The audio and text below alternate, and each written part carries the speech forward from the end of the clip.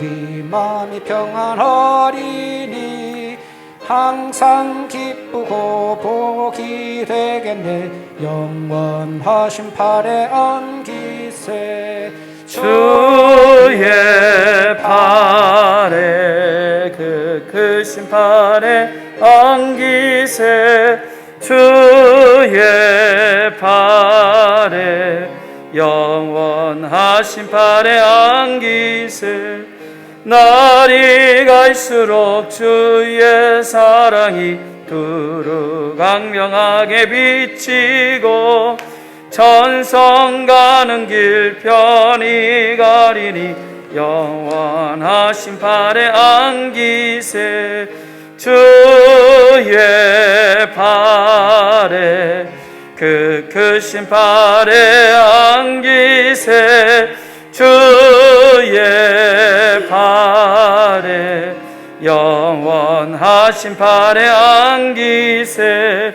주의 보좌로 나아갈 때에 기뻐 찬미 소리 외치고 겁과 두려움 없어지리니 영원하신 팔에 안기세.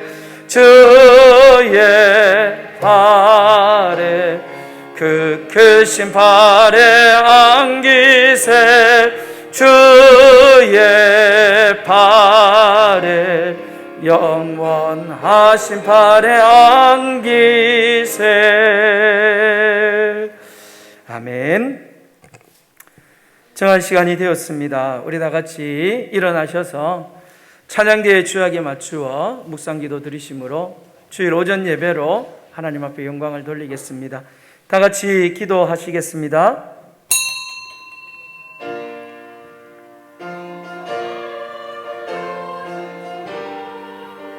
아버지,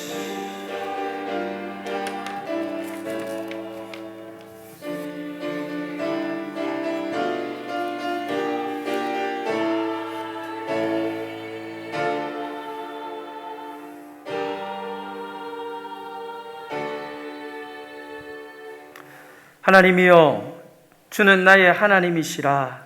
내가 간절히 주를 찾되 물이 없어 마르고 황폐한 땅에서 내 영혼이 주를 갈망하며 내 육체가 주를 앙모하나이다. 내가 주의 권능과 영광을 보기 위하여 이와 같이 성소에서 주를 바라보나이다. 주의 인자하심이 생명보다 나음으로 내 입술이 주를 찬양할 것이라. 이름으로 나의 평생에 주를 송축하며 주의 이름으로 말미암아 내 손을 들리이다.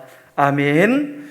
자비로우신 하나님 아버지, 지난 한 주간 삶을 돌아보면 여러 가지 힘들고 어려운 환경 속에서도 우리 모든 성도님들을 사랑하여 주시고 그들에게 놀라운 은혜를 베풀어 주심을 감사하고 감사합니다. 오늘도 귀한 백성들 하나님의 권능과 하나님의 영광을 보기 위하여 귀한 성전에 나와 예배를 드리고자 합니다. 우리의 마음에 정성을 다하여 하나님을 경외하며 찬양하며 예배할 때에 우리의 이 예배를 기뻐 받아 주시옵소서. 일평생 주님만 찬양하며 주님 앞에 예배하며 구원의 기쁨으로 영생의 축복을 누리며 살아가는 우리 모든 성도들 되게 하여 주시옵소서. 2021년을 시작하고 이제 새로운 반년을 시작하는 6월 첫 주입니다. 사랑하는 모든 성도들, 지난 시간 속에서 우리를 보호하시고 우리에게 은혜를 베풀어 주시며 인도하신 하나님 앞에 감사의 예배를 드리게 하여 주시옵소서. 오늘 모든 성도들이 하나님 앞에 예배할 때 하늘문을 활짝 여시고 은혜와 복을 갚아 주시옵소서. 걸어가신 예수님의 이름으로 기원하옵나이다. 아멘. 성시교도 23번입니다. 교동문 23번 시편 43편 말씀입니다.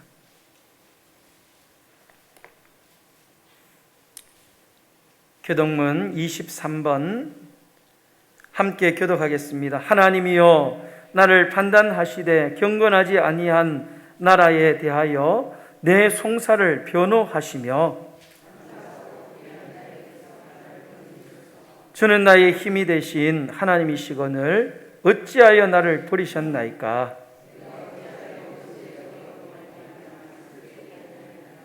주의 빛과 주의 진리를 보내시어 나를 인도하시고, 그런즉 내가 하나님의 제단에 나아가 나의 큰 기쁨의 하나님께 이르리이다.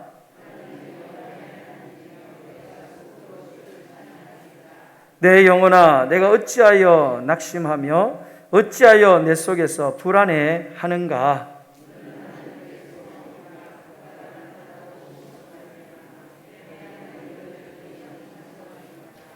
아멘. 이 시간 사도신경으로 우리의 신앙을 하나님 앞에 고백하겠습니다. 전능하사 천지를 만드신 하나님 아버지를 내가 믿사오며 그 외아들 우리 주 예수 그리스도를 믿사오니, 이는 성령으로 잉태하사 동정녀 마리아에게 나시고 본디오 빌라도에게 고난을 받으사 십자가에 못 박혀 죽으시고 장사한 지 사흘 만에 죽은 자 가운데서 다시 살아나시며 하늘에 오르사 전능하신 하나님 우편에 앉아 계시다가 저리로서 산자와 죽은 자를 심판하러 오시리라. 성령을 믿사오며 거룩한 공예와 성도가 서로 교통하는 것과 죄를 사하여 주시는 것과 몸이 다시 사는 것과 영원히 사는 것을 믿사옵나이다. 아멘. 다 같이 앉으셔서 찬송가 29장 찬양 드리겠습니다. 찬송가 29장 찬양 드립니다.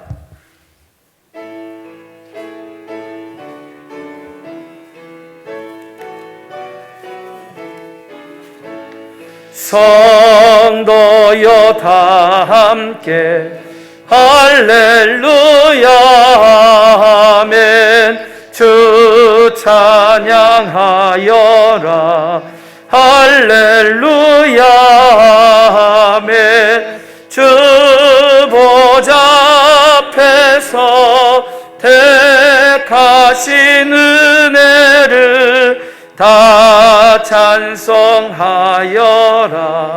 할렐루야 아멘. 만문을 열어라 할렐루야 아멘. 온 하늘 울려라 할렐루야 아멘. 인도자 되시며 친구가 되신 주, 그 사랑 끝없다 할렐루야 아멘. 주 찬양하여라 할렐루야 아멘. 찬양은 끝없다 할렐루야 아멘. 거룩한 집에서 기리며 늘 찬송 부르자 할렐루야 아멘. 이 시간 우리를 대표해서 김석길 장로님 기도 인도해 주시겠습니다.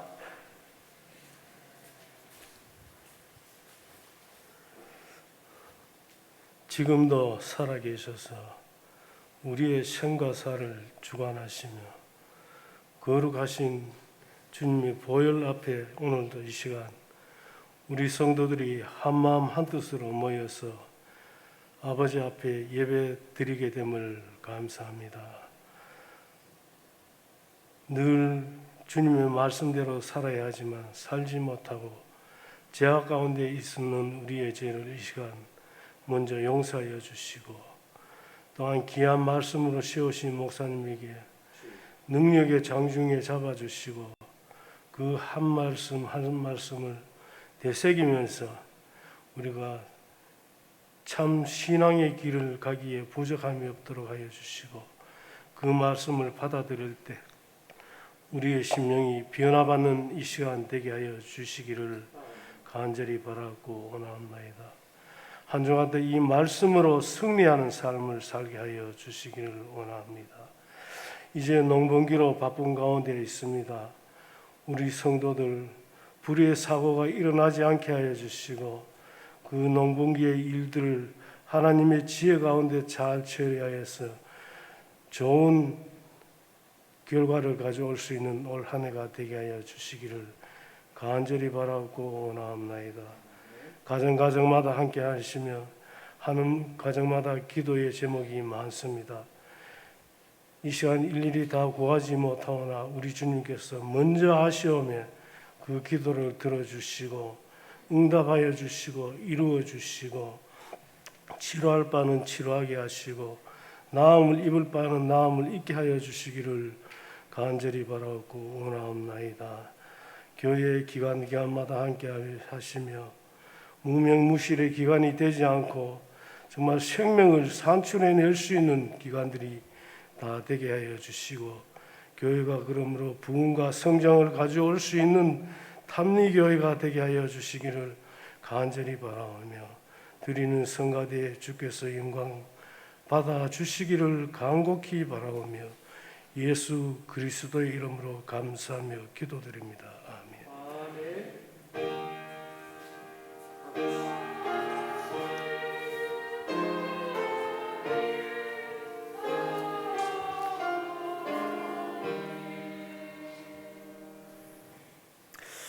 오늘 우리가 함께 볼 말씀은 구약성경 신명기 1장 29절부터 33절까지 말씀입니다. 신명기 1장 29절부터 33절까지 말씀입니다.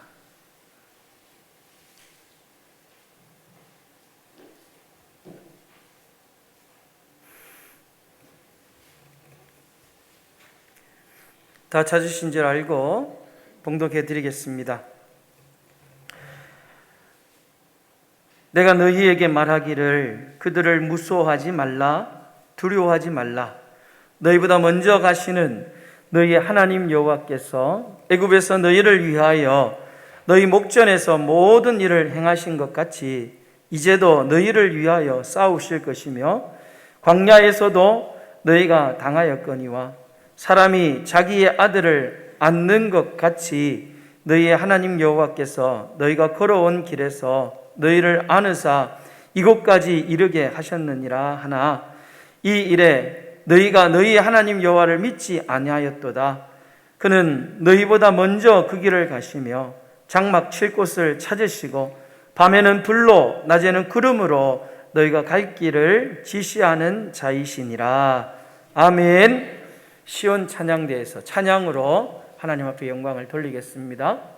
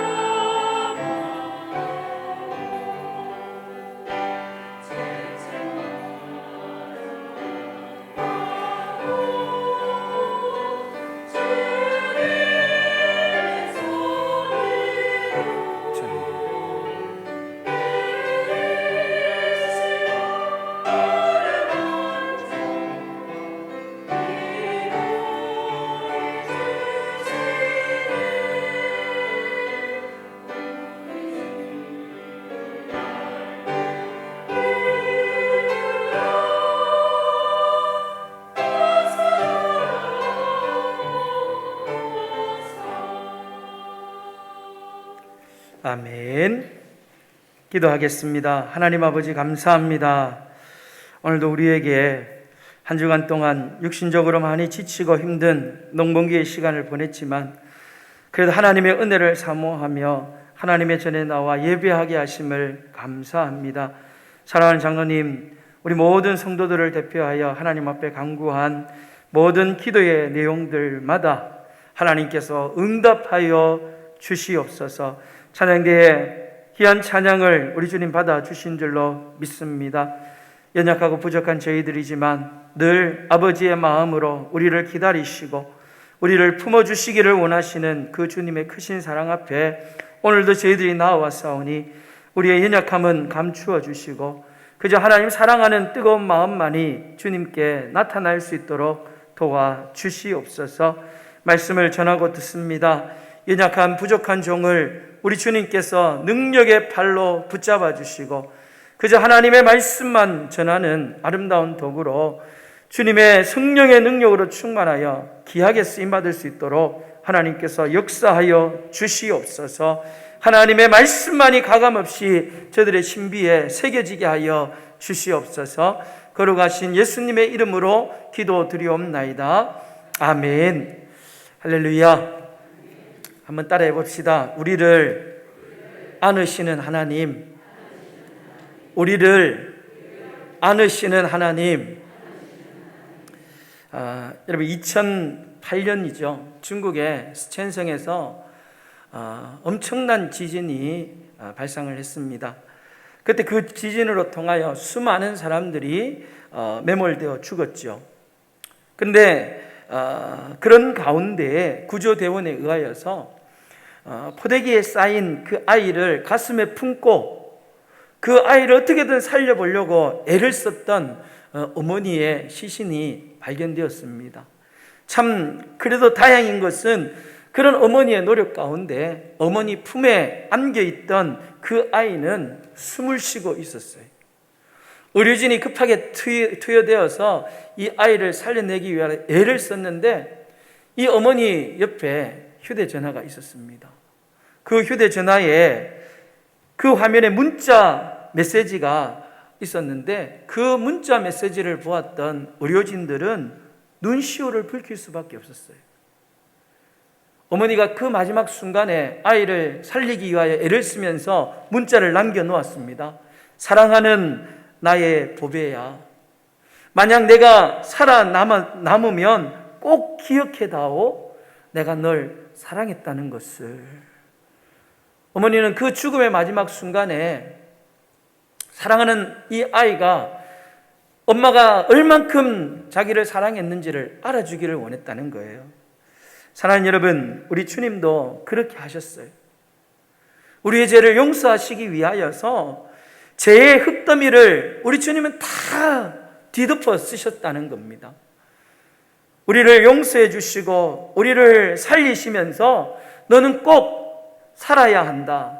그리고 기억해다오. 내가 너를 사랑했다는 것을. 그런 마음으로 우리 주님은 우리를 품으시고 우리의 모든 죄를 짊어지시고 십자가에서 그 죽음에서 파묻히신 거예요.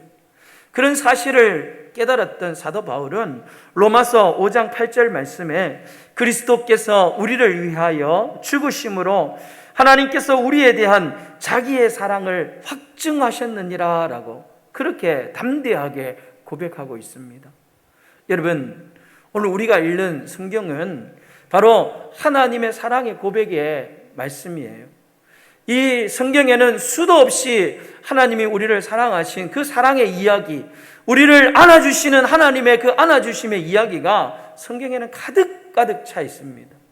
오늘은 특별히 신명기에 하나님이 안아주시는 그 이야기를 통하여서 안아주시는 하나님은 과연 어떤 하나님이신지 우리가 함께 생각해 볼 때에 여러분 마음속에 큰 은혜가 넘치시기를 주님의 이름으로 축원합니다. 지금 이스라엘 백성들이 출애굽하였어요. 한 1년쯤 시간이 지났을 때 그들이 경험했던, 그들이 걸어가야 했던 그 광야의 길은요, 너무나 크고 두려운 광야였습니다. 사람이 살 곳이 아니었어요. 어떻게든 하루라도 빨리 벗어나고 싶은 곳이 그들이 걸어가는 광야였습니다. 마실 물이 없었고, 또 그들이 먹을 수 있는 음식이라는 것은 그냥 하나님께서 내려주시는 만나밖에 없었습니다. 늘 불안하고 또 두렵고 또 고달프고 짜증스러운 삶이 광야의 삶이었어요. 아마 그 중에는 죽지 못해서 겨우겨우 그냥 하나님의 인도하심 가운데 끌려가는 그런 이스라엘 백성들도 있었을 것입니다. 그런데 오늘 모세는 그런 이스라엘 백성들과는 너무나 다른 고백을 하나님 앞에 하고 있는 거예요. 신명기 1장 31절 말씀입니다. 그런 광야를 걸어갔던 모세가 뭐라고 고백하고 있느냐? 사람이 자기 아들을 아는 것 같이 너희의 하나님께서 너희가 걸어온 길에서 너희를 아느사 이곳까지 이르게 하셨느니라. 그렇게 고백했어요. 여러분, 이 고백에 이스라엘 백성들은 동의할 수가 없었습니다. 도저히 믿을 수가 없는 거예요. 아무리 생각해봐도 내가 걸어가고 있는 이 광야의 길은 하나님이 품에 안은 그런 품에 안겨 있는 삶의 모습과는 너무나 달랐기 때문에 그렇습니다. 그냥 광야에 포위당해서 억지로 살아가는 그런 삶뿐이었는데 모세의 말은 과장하는 말처럼, 그냥 모세는 위선이고 포장된 말처럼만 들렸다는 거예요. 여러분, 참 궁금증이 생깁니다. 도대체 백성들은 원망하고 불평하고 짜증내고 힘겨워하는데 어떻게 모세는 이런 백성들과 전혀 다른 고백을 하고 있느냐? 여러분, 그것은 바로 이 모세는 광야만 바라보지 않았기 때문에 그렇습니다. 이스라엘 백성들은 광야에서 받은 고난만 생각했어요. 물이 없는 거, 먹을 음식이 없는 거, 늘 적들 때문에 두렵고 겁이 나는 그것만 바라보고 그것만 생각했지만 모세는 그것만 본 게 아니에요. 지금까지 걸어왔던 그 광야의 길을 돌아보면서 지금까지 인도해 주셨던 하나님 앞에 받은 그 은혜도 모세는 생각해 보니까, 물론 숨막히는 광야였지만, 그런 힘들고 어려운 그런 광야였지만, 아무리 생각해 봐도 지금 여기까지 온 것이 바로 하나님이 안아주신 그 은혜가 아니고는 내가 달리 설명할 길이 없기 때문에 모세는 힘들고 어렵지만 백성들과는 전혀 다른 하나님께서 안아주셔서 우리가 여기까지 왔다라고 그렇게 고백을 하고 있는 것입니다. 사랑하는 여러분, 오늘 우리의 삶의 모습들을 한번 돌아볼 때에 우리에게도 이런 고백들이 있었으면 좋겠습니다. 2021년도를 시작하면서 이제 코로나가 조금 잠잠해질 것이지 그렇게 기대했지만 여러분, 6개월의 시간이 지났어요. 하나님 앞에 온전히 예배하지 못했던 우리의 안타까운 마음들도 있었고 답답함도 있었고 너무너무 힘겨운 그런 시간들도 보냈지만, 그래도 여러분 돌아보면 결코 이 힘든 코로나19 시대 속에 하나님이 우리를 안아주지 않았다면, 하나님이 우리를 지켜주지 않았다면 우리는 여기까지 올 수 없었을 것입니다. 이런 아름다운 고백이, 모세와 같은 고백이 분명히 저와 여러분 가운데 있기를 주님의 이름으로 축원합니다. 모세가 신명기 32장 6절 말씀에 보면 하나님을 향하여 뭐라고 고백했느냐? 우리를 안아주시고 지금까지 인도하신 그는 내 아버지시오 라고 고백했어요. 여러분, 성경에서 하나님을 아버지라고 최초로 고백했던 사람이 누구냐? 바로 모세예요. 모세. 신명기 32장에 모세가 처음으로 하나님을 향하여서 아버지라고 그렇게 하나님을 먼저 불렀다는 겁니다. 사랑하는 여러분, 우리도 크고 두려운 세상을 살아가고 있어요. 그런데 똑같은 세상을 살아가는데 누구는 그 세상 속에서 답답해하고 숨막혀하고 원망하고 불평하고 그렇게 살아가는 사람이 있는가 하면, 또 어떤 사람들은 그런 힘들고 어려운 삶 가운데서도 평안함을 느끼고 살아가는 사람들이 있어요. 여러분은 어떻습니까? 여러분은 어느 편에 속합니까? 바라기는 우리의 눈이 모세의 눈이 될 수 있기를 주님의 이름으로 축원합니다. 늘 안아주시고 지금까지 인도하신 그 하나님을 더 많이 느끼면서 그 하나님을 통하여서 힘들고 어렵지만 여러분의 마음속에 평안이 넘치시기를 주의 이름으로 축복합니다. 그래서 오늘은 모세를 안으신 하나님은 어떤 하나님이시냐? 우리가 세 가지로 한번 묵상할 것인데, 첫 번째는 힘들지 하시면서 우리를 안아주시는 하나님이십니다. 여러분, 오늘 하나님께서 여러분들을 향하여 너희들 많이 힘들지 그렇게 말씀하는 거예요. 백성들이 먹을 게 만나밖에 없었습니다. 그래서 원망하고 불평하며 지도자 모세를 향하여 원망하는데, 모세가 민수기 11장 14절 말씀에 보면 책임이 심히 중하여 나 혼자는 이 백성을 감당할 수 없나이다, 그렇게 하나님 앞에 탄식을 하며 기도를 하고 있습니다. 짐이 너무 무겁다는 거예요. 이 백성들, 원망 불평하고 하나님을 제대로 믿지 않는 이들을 이끌어서 가나안 땅까지 가는 것이 너무너무 힘에 부친다는 것입니다. 그래서 그는 민수기 11장 15절에 보면 즉시 나를 죽여서 내가 고통당함을 보지 않게 해달라고 하나님 앞에 기도했어요. 여러분, 모세가 얼마나 힘이 들었겠습니까? 얼마나 힘이 들었으면 이런 기도를 했겠어요. 우리도 그럴 때가 많이 있죠. 하나님, 저 혼자는 감당하기가 너무너무 큰 짐입니다. 너무 힘이 듭니다. 너무 힘에 부칩니다. 언제까지 제가 이런 짐을 지어야 됩니까? 차라리 하나님 죽는 것이 낫겠습니다. 오늘 밤이라도 하나님 저를 천국에 데려가 주십시오. 여러분, 그렇게 하소연하며 눈물을 흘렸던 여러분들이 분명히 있을 거예요. 그렇게 하소연했던 모세를 향하여서 하나님께서 두 가지의 처방을 주십니다. 하나는 모세야 힘들었지, 그래 이제 너의 짐을 좀 덜어주겠다 그러면서 모세에게 70명의 장로들을 세워서 그렇게 모세의 일을 덜어주었습니다. 그리고 원망하는 백성들에게는 만나가 아닌 메추라기 고기를 주겠다라고 약속을 하셨어요. 여러분, 힘들어 죽겠습니다. 하나님, 도저히 더 이상은 못하겠습니다라고 그렇게 부르짖는 모세를 향하여서 하나님은 그에게 측응하지 않았어요. 너의 믿음이 그것밖에 되지 않느냐?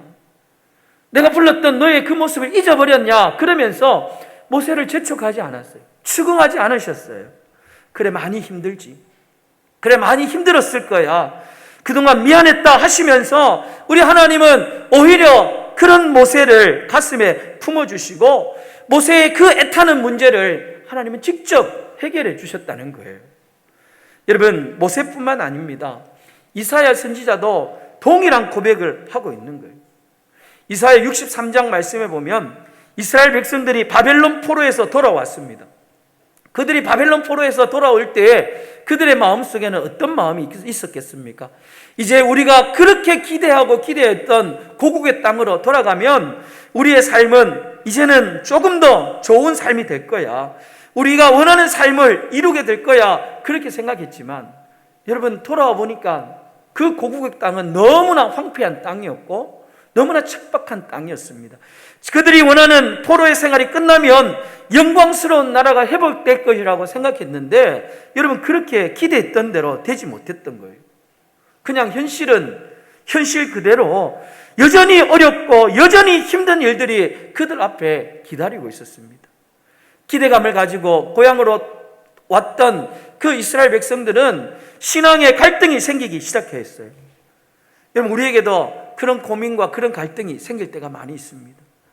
내가 믿어서 분명히 하나님의 백성으로 구원받는다는 것은 분명한 확신을 가지고 있지만 그래도 우리의 삶의 모습들을 돌아보면 여러분, 구원받는 자답지 못하게 여러 가지 신앙의 갈등이 생깁니다. 성도 간의 문제가 생기기도 하고 또 기도해도 내가 바라던 일들이 응답되지 못하고 세상의 사람들은 아무도 걸리지 않는 그런 암병이 걸리고 그런 질병 가운데 고통을 당하는 우리의 모습을 보면서 자꾸만 내가 하나님의 백성인데 왜 이렇게 내가 엎어질까? 왜 나는 일들이 이렇게 꼬일까? 내 신앙은 왜 이렇게 흔들릴까? 이런 그런 해위에 빠질 때가 있다는 거예요. 여러분, 그때 오늘 이사야의 고백을 기억할 수 있기를 주님의 이름으로 축원합니다. 이사야가 63장 9절 말씀에 뭐라고 고백하고 있느냐? 그들의 모든 환난에 동참하사 자기 앞에 사자로 하여금 그들을 구원하시며 그의 사랑과 그의 자비로 그들을 구원하시고 옛적 모든 날에 그들을 드시며 안으셨나이다. 그렇게 말씀했어요. 지금 많이 힘들지만 환난 날에 우리와 같이 고난을 받으시면서 우리를 이렇게 지켜 안아주셨던 그 하나님께서 지금 당하고 있는 그 환난 가운데서 함께 동참하시면서 예전에 우리를 안아주신 그 하나님이 동일하게 지금도 우리를 지켜 안아주고 있다라고 오늘 이사야는 바벨론 포로에서 돌아온 이 이스라엘 백성들을 위로하고 있습니다. 그러면서 그는 이런 고백을 합니다. 이사야 63장 7절 말씀해 보니까 내가 여호와께서 우리에게 베푸신 모든 자비와 그의 찬송을 말하며 그의 사랑을 따라 그의 많은 자비를 따라 이스라엘 집에 베푸실 큰 은총을 말하리라. 그렇게 고백했어요. 여러분, 아무리 내가 힘들어도 하나님의 자비와 하나님의 사랑을 믿어보겠다는 그런 고백이에요. 그리고 그 은총을 말해보겠다라고 그렇게 외치고 있는 겁니다. 여러분, 이 이사야 63장 7절 말씀은요, 우리가 한글로 적어놓은 이 글로 봐서는 이 말씀의 진가를 알 수가 없어요. 이 말씀의 진가는 히브리 원문으로 보면 이 이사야 63장 7절 말씀, 이 말씀이 제일 첫 단어가 어떤 단어가 쓰이느냐? 헤세드라는 단어가 쓰입니다. 헤세드. 그리고 이 문장의 가장 마지막 부분에 어떤 단어가 쓰이냐? 똑같이 헤세드라는 단어가 쓰여요. 여러분, 한 구절을 적는데 앞부분을 헤세드로 시작해서 마지막 끝나는 것을 헤세드로 끝났어요. 이 말씀을 기록한 이사야가 의도를 가지고 지금 말씀을 적은 거예요. 헤세드라는 것이 뭐냐? 헤세드는 하나님의 영원하신 사랑, 하나님의 놀라우신 자비와 긍휼을 말할 때 쓰는 단어가 헤세드예요. 내가 힘들고 어렵고 낙심하고 좌절하고 있을 때에 지금 이 이사야는 헤세드로 시작해서 헤세드로 끝나는 그 말씀으로 힘들어하는 이스라엘 백성들을 위로하고 있는 겁니다. 하나님의 영원하신 사랑이 우리의 모든 상황을 둘러싸고 있다는 것을 강조하기 위하여서 지금 앞에 헤세드, 뒤에 헤세드라는 그 문장을 가지고 이들을 위로하고 있는 거예요. 우리의 현실의 모습은 전혀 복을 받기에는 거리가 멀지만 그런 삶이 아닌 것 같지만 하지만 하나님의 사랑은 우리 앞에도 헤세드요, 우리 삶의 뒤에도 헤세드인 우리는 헤세드의 은혜 한복판에 있다는 사실을 지금 이사야 선지자는 낙심하고 좌절하고 있는 이 이스라엘 백성들에게 위로의 말씀으로 전하고 있는 겁니다. 현실적인 고통이 계속되고 있지만 하나님의 사랑 헤세드가 우리를 감싸 안고 있다는 것을 기억하시는 여러분들이 되시기를 주님의 이름으로 축원합니다. 아무리 힘들더라도 우리가 잊지 말아야 될 것은 우리를 향하여 많이 힘들지 하시면서 우리를 안아주시는 그 하나님의 놀라운 헤세드, 영원한 사랑, 그 하나님의 자비하심, 그 하나님의 긍휼하심을 절대로 잊지 않는 여러분들이 되시기를 주님의 이름으로 축원합니다.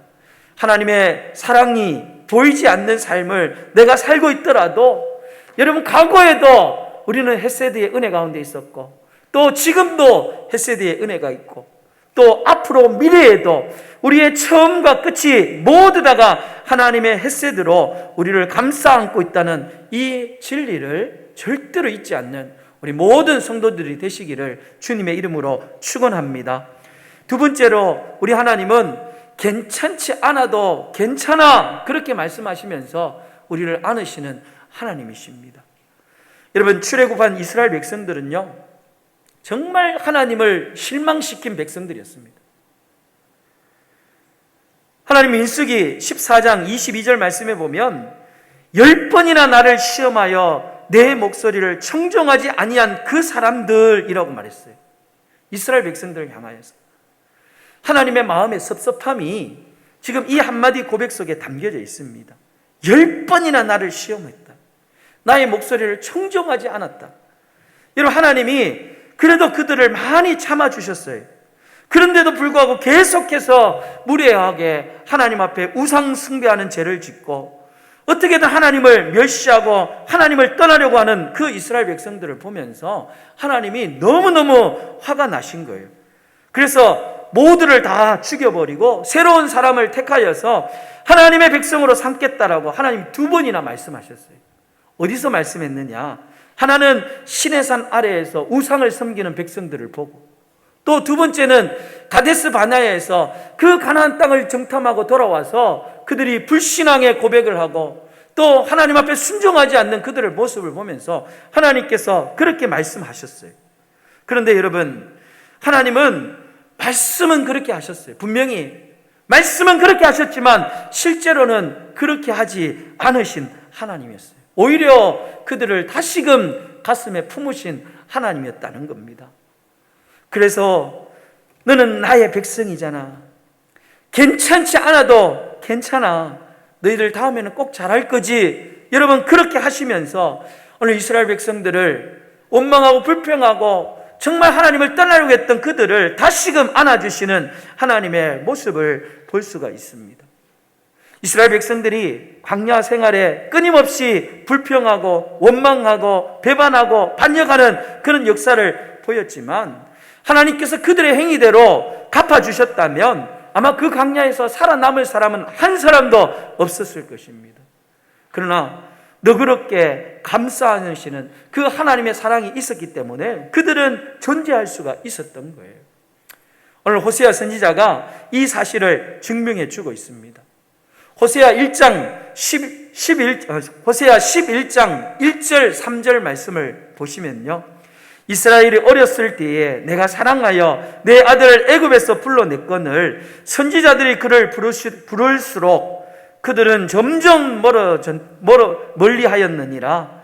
그러나 내가 에브라임에게 걸음을 가르치고 내 팔로 안았음에도 내가 그들을 고치는 줄을 그들은 알지 못하였도다. 그렇게 말씀합니다. 여러분, 이스라엘 백성들이 마치 어린 아이와 같이 그렇게 표현을 하고 있죠. 어린아이들 같이 초라할 때, 아무것도 아닐 때 하나님께서 이 이스라엘 백성들을 애굽에서 불러내셨어요. 선지자를 통하여서 그들에게 계속해서 부르십니다. 그러나 부르면 부를수록 이 이스라엘 백성들은 하나님을 멀리 떠났어요. 세상의 풍요에 빠져서 살아갔습니다. 그런데 하나님은 그런 백성들을 향하여서 더럽다 못났다 그렇게 하며 그들을 버리지 아니하셨다는 겁니다. 마음으로는 많이 서운하고 마음으로는 많이 섭섭하였지만 이스라엘 백성들을 끝까지 버릴 수가 없었던 겁니다. 왜냐하면 하나님의 마음속에는 마치 부모와 같은 마음이 있기 때문에 그 걸음마를 가르쳐주고 품에 안아서 길러주시는 그런 아버지 어머니의 마음으로 괜찮지 않아도 괜찮다, 이제부터는 잘하면 돼, 그러면서 여러분 하나님은 이스라엘 백성들을 안아주셨다는 거예요. 여러분, 저는 이런 하나님을 묵상할 때마다 제 마음속이 너무너무 그 하나님이 좋습니다. 여러분, 괜찮지 않아도 괜찮아 하시면서 나를 안아주시는 그 하나님, 완벽하지 않아도 괜찮다 하시면서 나를 안아주시는 그 하나님이 너무너무 고맙고 감사할 때가 많이 있다는 거예요. 이 하나님이 안아주심으로 통하여 그동안 살아왔고 그 하나님의 안아주심 덕분에 우리는 지금도 살아갈 수가 있고 그 하나님의 안아주심이 있기 때문에 우리는 앞으로도 길 잃은 한 마리의 양을 찾아서 그것을 품고 또 기쁘게 돌아오는 목자와 같은 그 하나님, 돌아온 탕자를 추궁하지 않고 그를 품에 덜썩 부둥켜 안으시고 입 맞추시고 깨끗한 옷을 입히시고 또 큰 잔치를 벌이시는 그 아버지 하나님 덕분에 여러분 살아가는, 괜찮지 않아도 괜찮다라고 말씀하시는 그 주님 앞에 안기는 여러분 모두가 되시기를 주님의 이름으로 축원합니다. 마지막 세 번째는 안으심에 관련해서 우리에게 중요한 숙제가 한 개 남아져 있습니다. 안으시는 그 하나님에게 우리가 받은 숙제는 무엇이냐? 그것은 바로 내가 안아주는 사람이 되어야 한다는 것입니다. 여러분, 모세는 하나님께 안기는 것으로 멈추지 않았어요. 백성들을 안아주는 자로 살았습니다. 느비딤에서 물이 없어 원망하고 불평하는 그들을, 돌로 치려고 하는 그들을 용서해 주었습니다. 그들을 가슴에 안고 그들을 위하여 기도했습니다. 하세롯이라는 곳에서 자기를 비방하는 그 누나 미리암을 여러분 위해서 기도해 주었어요. 가데스 바네아에서 백성들은 우리 지금까지 우리를 이렇게 죽음의 땅으로 인도하는 그 모세를 이제는 죽이고 새로운 지도자를 세우자라고 원망하고 불평했던 그런 이스라엘 백성들을 위하여서 그는 간절한 무릎을 꿇고 가슴으로 그들을 안고 끊임없이 기도했던 사람이 모세입니다. 고라와 루벤 지파가 반역을 일으키고 또 그를 대항할 때도 모세는 그를 돌이켜 보면서 그들을 품에 안고 그들을 기도하였어요. 여러분, 모세는 백성들에게 고백했습니다. 뭐라고? 우리가 하나님의 안으심으로 여기까지 왔다라고 고백했습니다. 그런데 모세는 그런 고백으로 끝나는 것이 아니라 자기가 안아주는 사람으로 살아가기 위하여 힘을 쓰고 힘을 썼다는 거예요. 그래서 민수기 12장 3절 말씀에 보면 하나님께서 이 사람 모세는 온유함이 지면의 모든 사람보다 더하다라고 하나님으로부터 인정함을 받게 된 것입니다. 사랑하는 여러분, 오늘 우리가 하나님의 안아주심을 경험했던 또 그 안아주심을 인정하는 그런 사람이라면 오늘 여러분 모두도 모세와 같이 안아주는 사람으로 살아갈 수 있는 여러분 모두가 되시기를 주님의 이름으로 축원합니다. 예수님의 제자 가운데 요한이라는 제자가 있습니다. 여러분, 이 요한은 마지막 만찬 때 예수님의 제자들 가운데서 그가 사랑하는 자가 예수님 품에 의지하여 누웠는지라 그렇게 요한복음에 기록되어 있습니다. 바로 예수님 품을 의지하여 누웠던 그 사랑하는 자가 바로 누구냐면 제자 요한이었어요. 여러분, 요한이 예수님 품에 기대어 누우니까 예수님이 품에 기대고 있는 그를 안아주었어요. 그런데 중요한 것은 그렇게 예수님 품에 안기움을 받았던 이 요한이 예수님이 돌아가시고 난 이후에 바로 예수님의 어머니였던 마리아의 남은 여생을 그렇게 품어드렸다는 겁니다. 예수님이 십자가에 달리실 때 그 요한을 향하여서 뭐라고 고백했느냐? 보라, 내 어머니라 그렇게 말했어요. 여러분, 제자들은 다 도망을 갔어요. 예수님의 십자가를 내버려 두고 다 도망갔는데 사랑을 받았던 이 요한은 그래도 그 십자가 밑에 있었던 거예요. 그리고 그 고백을 들었던 요한은 그 이후에 예수님의 어머니였던 마리아를 자기 집에 모시고 끝까지 어머니처럼 모셨다는 것입니다. 예수님의 품에 안겼던 그 요한이, 예수님의 안아주심을 경험했던 그 요한이 예수님의 십자가를 품으려고 했고 예수님의 어머니였던 마리아의 남은 여생을 그는 품어주면서 살았다는 거예요. 그래서 이 요한에게 별명이 하나 붙었습니다. 그 별명은 바로 사랑의 사도라는 별명이 붙었어요. 사랑하는 여러분, 오늘 여러분 모두가 이 모세처럼 그리고 사랑의 제자였던 이 요한처럼 안아주는 삶을 살아갈 수 있는 여러분들이 되시기를 주님의 이름으로 축원합니다.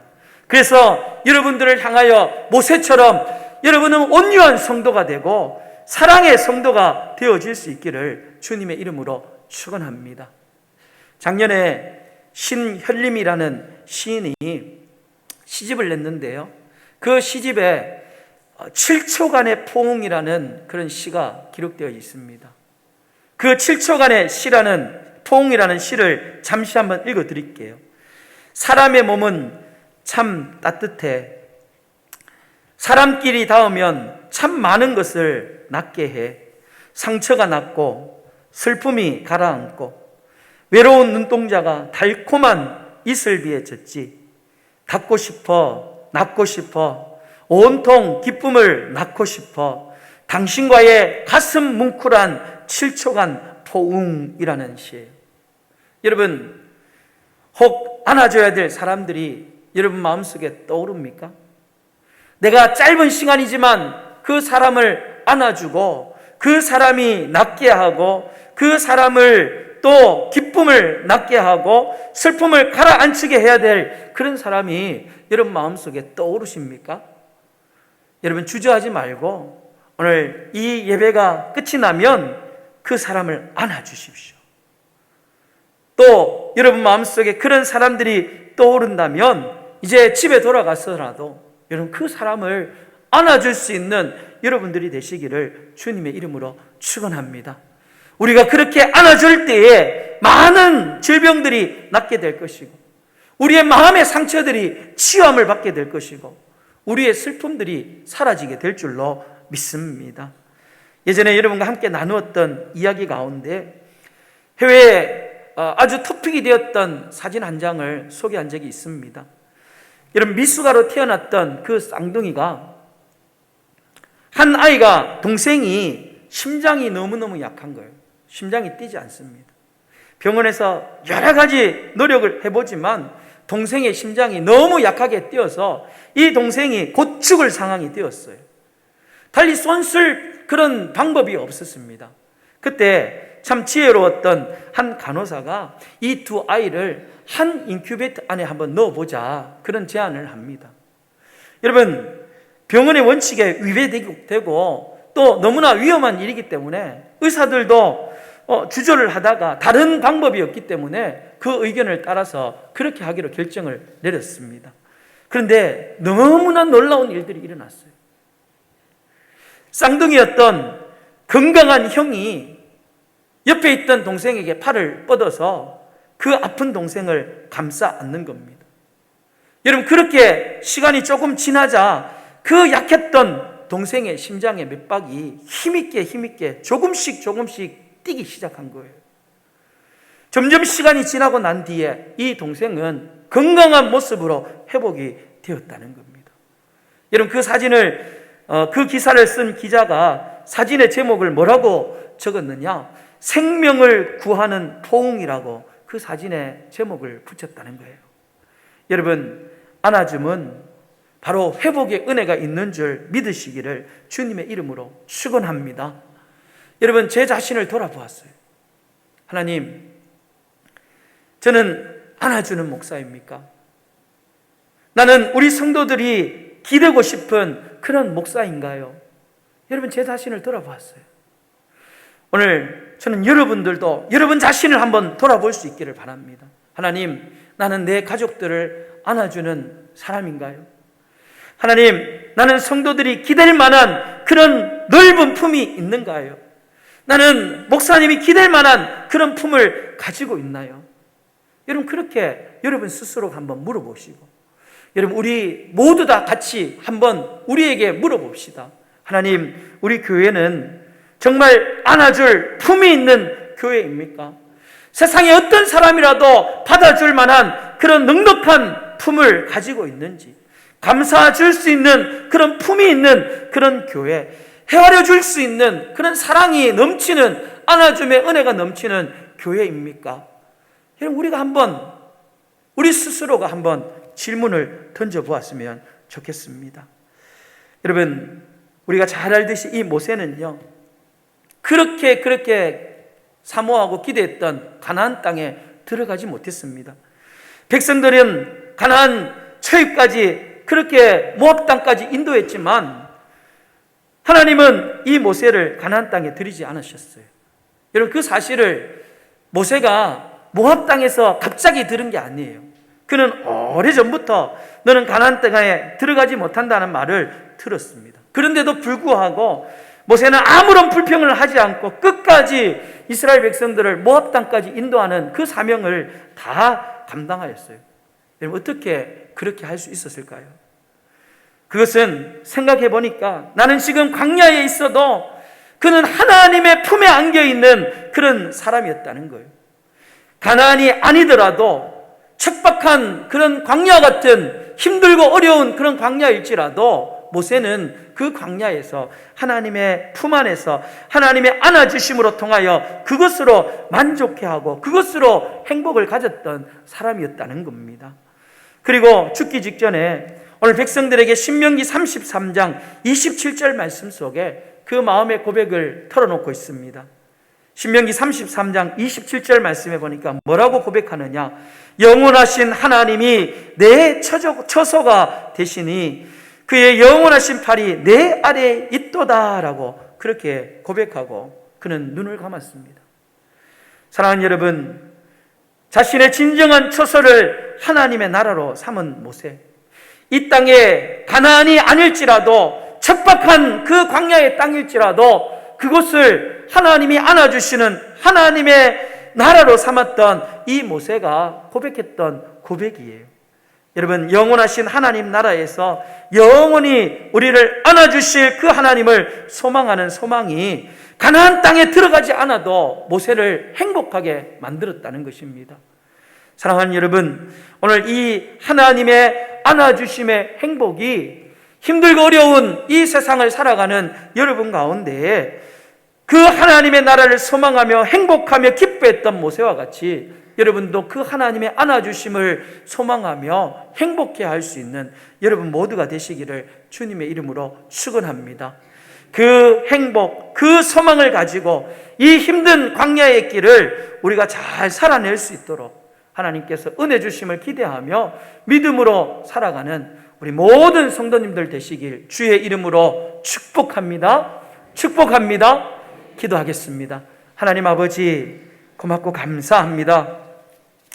우리를 사랑하시는 하나님께서 우리를 안아주시고 우리를 인도하시는데, 특별히 우리 하나님께서는 우리에게 힘들지 하면서 우리의 힘듦을 아시고 위로하시는 하나님이신 줄로 믿습니다. 그 하나님의 따뜻한 사랑의 음성을 듣게 하시고, 때로는 우리가 깨닫지 못하여 하나님 앞에 괜찮지 않을지라도 우리 하나님은 우리를 괜찮게 여기시고 끝까지 우리를 안아주시는 그 하나님의 놀라운 사랑을 깨닫게 하여 주시옵소서. 이제는 하나님의 사랑을 깨닫고 그 사랑을 경험한 우리들이 이제 내 주변에 있는 사람들을 안아주는 사람으로, 그들의 아픔과 그들의 고통을 치유해주는 사람으로 세워질 수 있도록 우리 하나님께서 은혜를 더하여 주시옵소서. 거룩하신 예수님의 이름으로 기도드리옵나이다. 아멘. 찬송가 419장 찬양 부르시고 하나님 앞에 예물을 봉헌하겠습니다. 찬송가 419장입니다.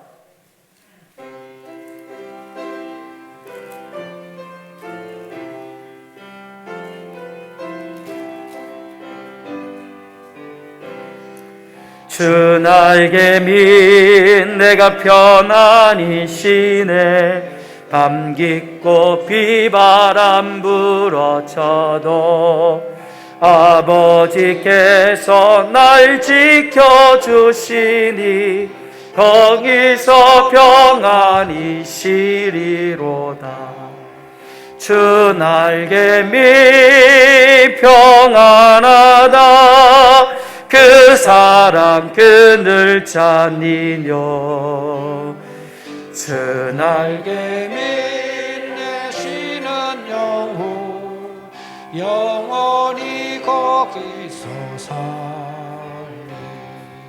주 날개 밑 나의 피난처 되니 거기서 쉬기를 원하노라.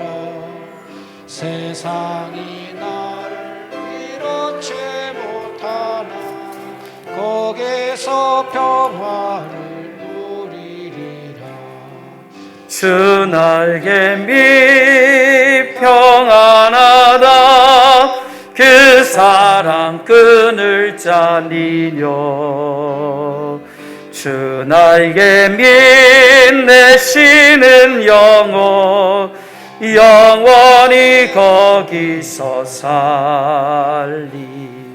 주 날개 밑 참된 기쁨이 있네. 고달픈 세상 길 가는 동안 나 거기 숨어 돌보심을 받고 영원한 안식을 얻으리라. 주 날개 밑 평안하다. 그 사랑 그늘 자니뇨. 주 날개 밑 내쉬는 영혼 영원히 거기서 살리.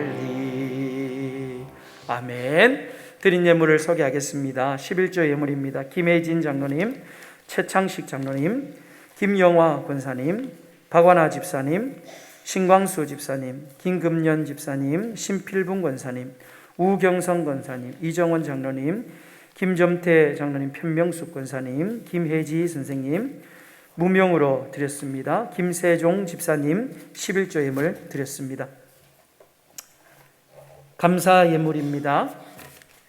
김혜진 장로님 범사에 감사합니다. 박옥순 A 권사님, 손인노 집사님 범사에 감사합니다. 정복득 집사님 범사에 감사합니다. 남진수 장로님, 박재탁 집사님 하나님의 은혜 감사합니다. 박옥순 B 권사님, 우경선 권사님, 김정미 성도님, 이광희 집사님 함께 하시고 은혜 베푸신 하나님 감사합니다. 박인영 권사님, 김미순 집사님 포도나무 지역 아동센터에서 드렸습니다. 생일 감사합니다. 무명으로 하나님 은혜 감사합니다. 이영옥 집사님 범사에 감사합니다. 박순서 집사님 범사에 감사합니다. 구자강 집사님, 김세종 집사님 범사에 감사합니다. 우진아, 우명아, 우경아, 김혜지 선생님 범사에 감사합니다. 김점태 장로님, 편명숙 권사님, 오덕은 목사, 이영은 사모 감사 예물 드렸습니다. 선교 예물입니다. 우경성 권사님, 방금자 권사님, 최성모 장로님, 김명숙 권사님, 권호길 집사님, 이물생 권사님, 박예숙 권사님, 손인노 집사님, 이상건 장로님, 김송조 권사님, 신재훈 집사님, 신필붕 권사님, 남진수 장로님, 김금선 권사님, 박준배 장로님, 윤희곤 집사님, 임영희 성도님, 홍임성 권사님, 임성식 집사님, 김주원 집사님, 편명숙 권사님, 김점태 장로님, 김혜지 선생님 선교 예물 드렸습니다. 드린 예물을 위하여 축복하며 기도하겠습니다. 하나님 아버지 참 고맙고 감사합니다. 우리에게 살아갈 수 있는 삶의 터전을 허락하여 주시고 또 물질 주시고 건강과 삶의 놀라운 은혜를 더하여 주신 하나님 진심으로 감사를 드립니다. 하나님 앞에 예배하며 하나님의 자녀들이 약속의 말씀을 따라 오늘 귀한 예물을 하나님 앞에 드립니다. 하나님 이 귀한 예물을 받으시고 하나님께서 우리에게 말로 다 할 수 없는 놀라운 축복과 은혜로 함께하여 주시옵소서. 특별히 약속의 말씀을 따라 소득의 11조를 하나님 앞에 드립니다. 드린 한 분 한 분을 기억하여 주시고 하나님께서 우리에게 복주마 약속하신 대로 하늘 문을 여시고 저들의 창고에 쌓을 곳이 없도록 놀라운 복으로 갚아 주시옵소서. 삶의 형통의 복을 주시고 풍성함의 복이 임하게 하여 주시옵소서. 감사의 예물을 드린 사랑하는 성도들 하나님께서 더 큰 은혜와 감사가 넘치게 하여 주시고 들어가도 복을 받고 나가도 복을 누리게 하여 주시옵소서. 저들의 삶의 풍성한 은혜 복들이 삶의 구석구석에 임하게 하여 주시옵소서.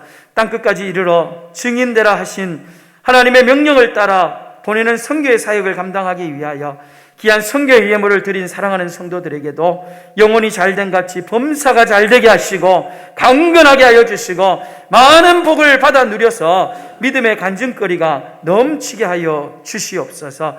우리 모든 성도들에게 하나님께서 풍성한 복을 부어주실 줄 믿사옵고 거룩하신 예수님의 이름으로 축복하며 기도드리옵나이다. 아멘. 교회 소식을 전하겠습니다.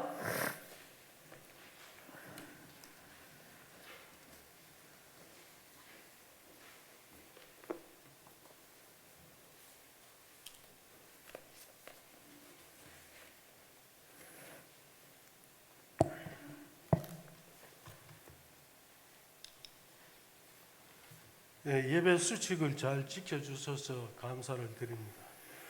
정기 재직회 오전 예배 후 2층 예배실에 써 있습니다. 모든 재직들은 참석해 주시기를 바랍니다. 이번 주일부터 오후 찬양 예배를 정상적으로 드립니다. 교회에서 준비한 간편식을 드시고 1시에 예배를 드립니다. 상반기 성경 일기표를 제출해 주시기를 바랍니다. 완독자는 교회에서 준비한 선물을 드립니다. 꽃꽂이 정분옥 성도님 6월 첫 주 감사로 드렸습니다. 감사를 드립니다. 교우동중 결혼 김준 집의 이름은 사무엘이라고 합니다. 6월 12일 토요일 오후 1시 20분 대구 수성호텔 블레스홀에서 있습니다. 관련되신 분들은 축하해 주시기를 바랍니다. 이상입니다. 예, 오늘 정기 재직회가 있습니다. 우리 성도님들은 재직들은 한 분도 빠짐없이 재직에 참여해 주시고 나머지 분들은 교회 간편식을 받아가지고 식당에서 잠시 식사를 하시고 아마 12시 한 30분쯤 되면 아마 재직에 다 마칠 겁니다. 화장실을 볼일 보시고 올라오셔서 또 함께 찬양하며 예배를 준비하시면 좋겠습니다. 우리 다 같이 일어나셔서 1장 찬양 부르시고 축도하고 예배를 마치겠습니다.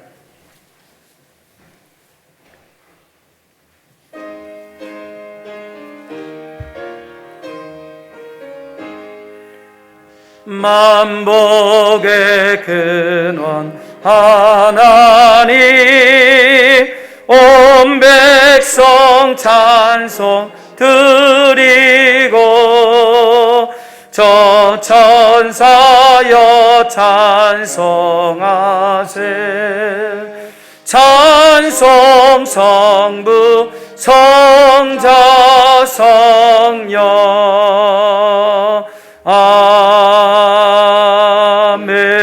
아멘. 축도하겠습니다. 이제는 우리 구주 예수 그리스도의 크신 은혜와 하나님 아버지의 변함없는 무궁하신 사랑과 성령님의 위로교통 충만 함께 하심의 은사가 오늘 말씀을 듣고 힘들지 괜찮다 하시며 우리를 안아주시는 그 하나님의 은혜를 받은 자로서 우리도 안아주는 자의 삶을 살기로 다짐하고 결단하는 우리 모든 성도들 머리머리 위에와 저들의 가정과 자녀들과 생업 위에 이제부터 영원토록 항상 함께 있을지어다. 아멘. 아버지 하나님 감사합니다. 우리를 안아주시는 주님, 우리를 품어주시는 그 주님, 오늘 그 주님을 통하여 셈을 얻게 하시고 우리도 하나님과 같이 안아주는 자의 삶을 살 수 있도록 은혜를 다하여 주시옵소서. 감사합니다. 예수님의 이름으로 기도합니다. 아멘.